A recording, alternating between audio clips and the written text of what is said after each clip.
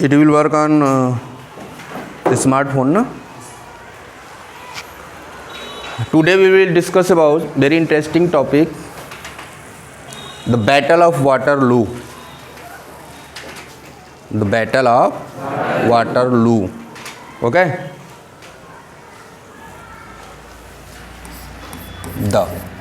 The Battle of Waterloo.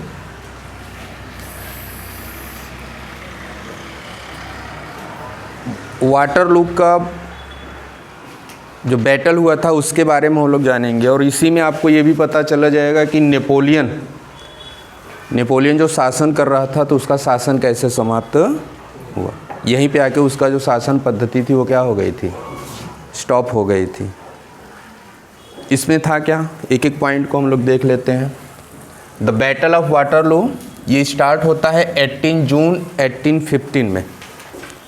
18 जून 1815 में battle of Waterloo क्या होता है, स्टार्ट।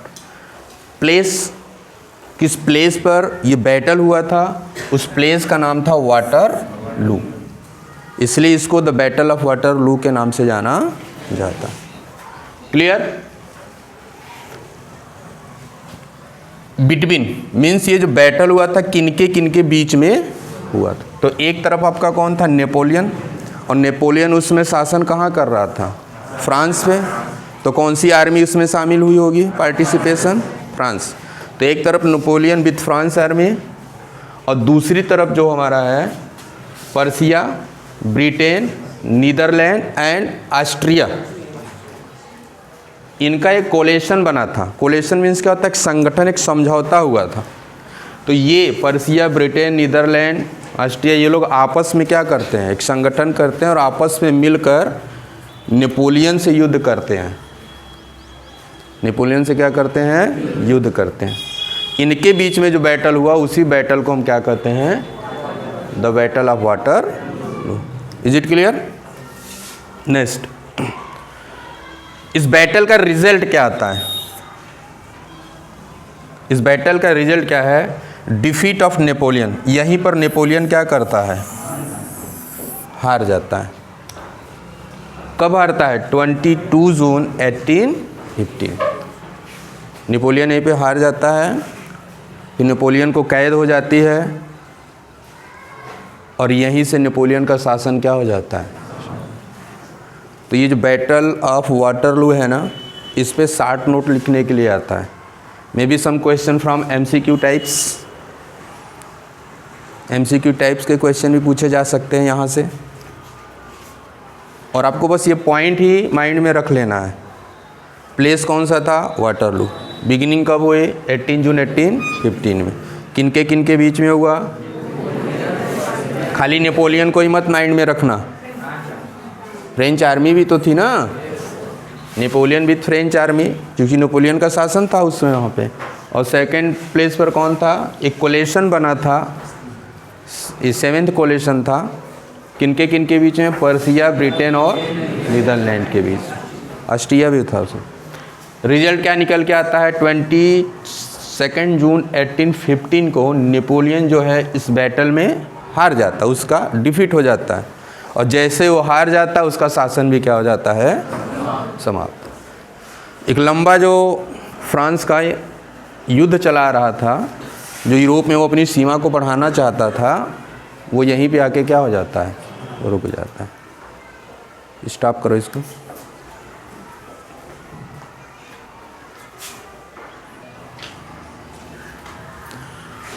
अभी हमने द बैटल ऑफ वाटरलू देखा।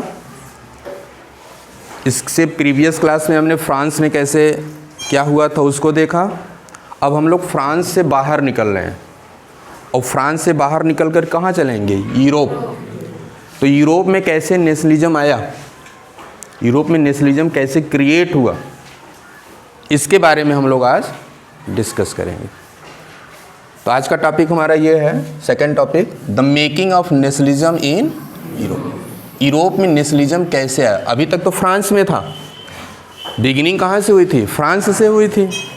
फिर फ्रांस की बाउंड्री को क्रॉस किया, करने के बाद कैसे यूरोप के अलग अलग स्थानों पर नेशनलिज्म क्रिएट हुआ, इसके बारे में देखना है।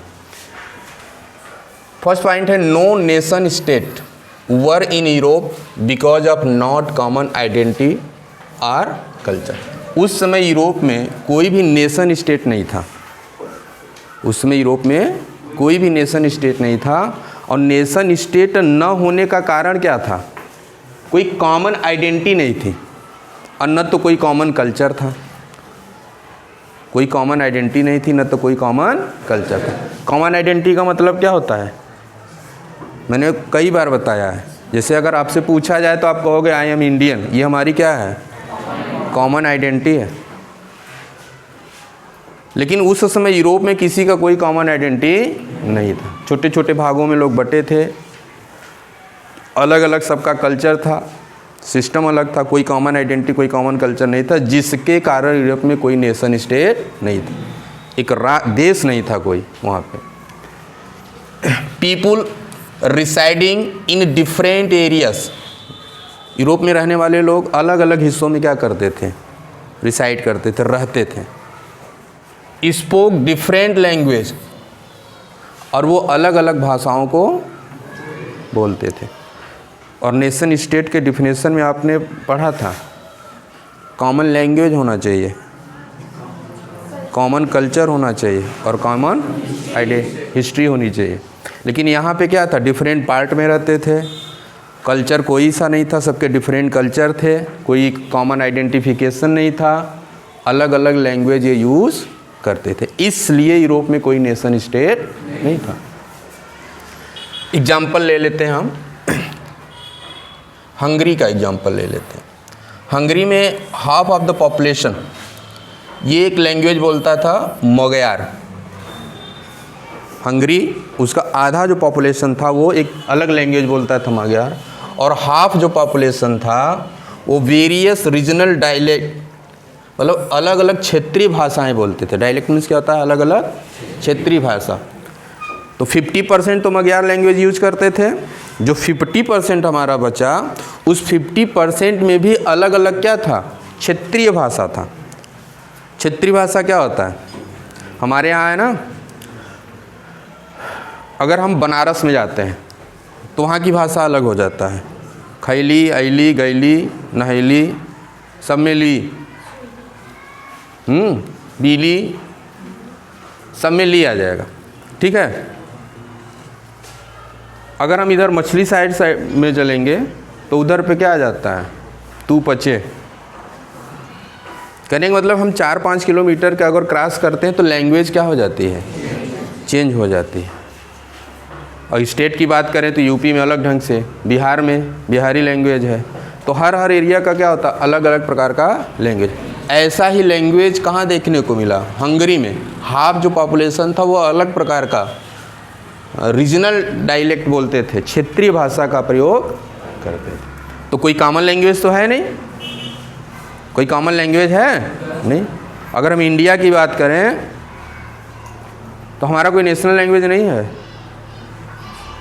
ये सबसे बड़ा दुर्भाग्य का बात है हमारे लिए। बहुत सारे लोग जानते हैं हिंदी हमारी राष्ट्रीय भाषा है, हाँ, लेकिन अभी तो कोई नेशनल लैंग्वेज हमारे यहाँ नहीं।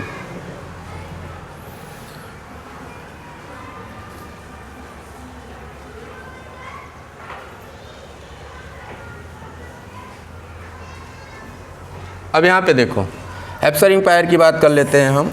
इसमें ये जो स्टेट्स वगैरह आते हैं, यहाँ पे जो मेजॉरिटी थी, कैसे लोगों की मेजॉरिटी थी उसमें?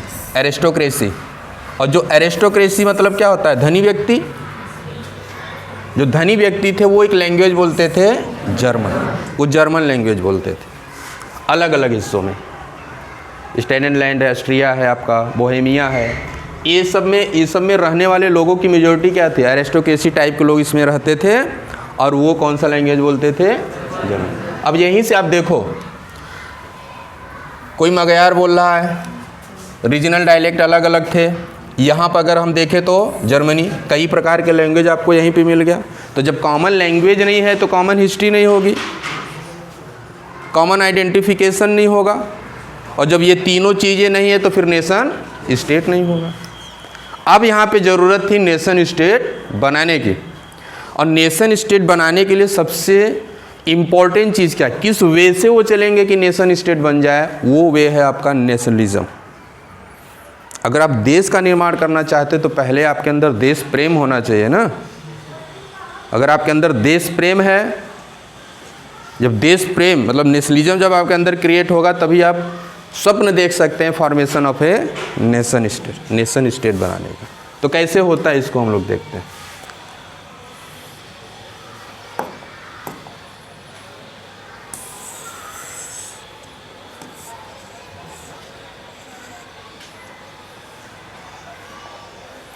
The aristocracy and the new middle class. सबसे पहले हम यहाँ पे देखेंगे एरिस्टोक्रेसी के बारे में समझ लेते हैं।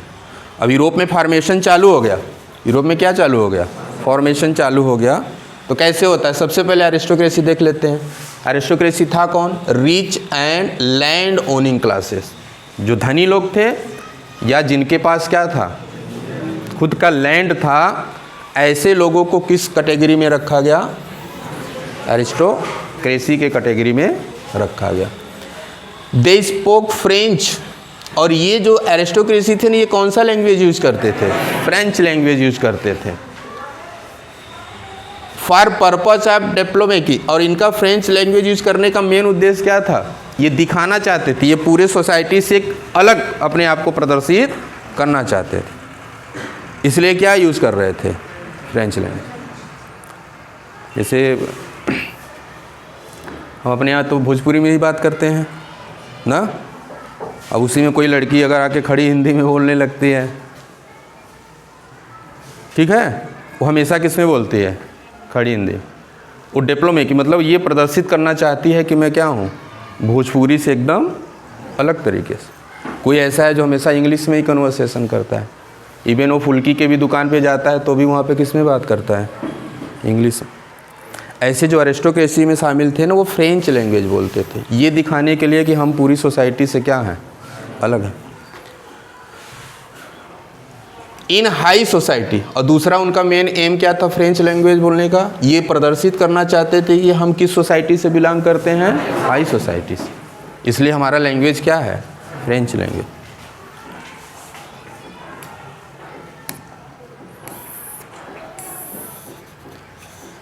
दे वर इन स्मॉल ग्रुप, ये जो एरिस्टोक्रेसी थे ना, ये छोटे छोटे ग्रुप में रहते थे, बहुत बड़ी इनकी संख्या नहीं थी। और आप ये भी समझ सकते हो, आप अपने ही गांव में देख लो, धनी लोगों की संख्या कितनी होगी, कम ना। उस समय यूरोप में भी जो एरिस्टोक्रेसी ग्रुप था वो छोटे छोटे ग्रुप में रहता था। Their families are often connected with ties of marriage, और इनके जो परिवार होते थे, एक फैमिली दूसरे फैमिली से कनेक्ट होता था, टाइज ऑफ मैरिज किसके द्वारा, शादियों के द्वारा। मतलब ये लोग अपने ही लेवल के लोगों से शादी करते थे, इनका परिवार अपने ही लेवल के परिवार से क्या होता था, शादी हो जाती थी, तो शादी से आपस में क्या हो जाते थे, कनेक्ट होने का इनका मेन सिस्टम क्या था, टाइज ऑफ मैरिजेस। स्टॉप।